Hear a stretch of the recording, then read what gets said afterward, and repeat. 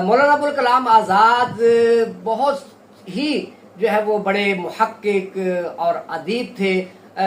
उन्होंने तज़किरा के नाम से तहकीकी किताब तहरीर की। इसी तरह इंडिया विंस फ्रीडम के नाम से तहरीक पाकिस्तान के हवाले से जो है वो बहुत ही अहम किताब उन्होंने तहरीर की।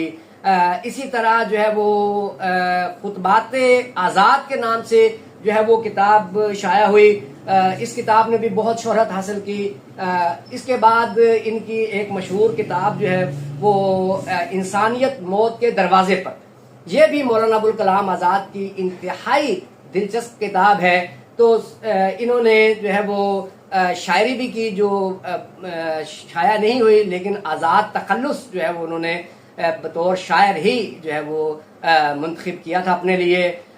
ये बतले जलील 22 फरवरी 1958 को वफात पा गया।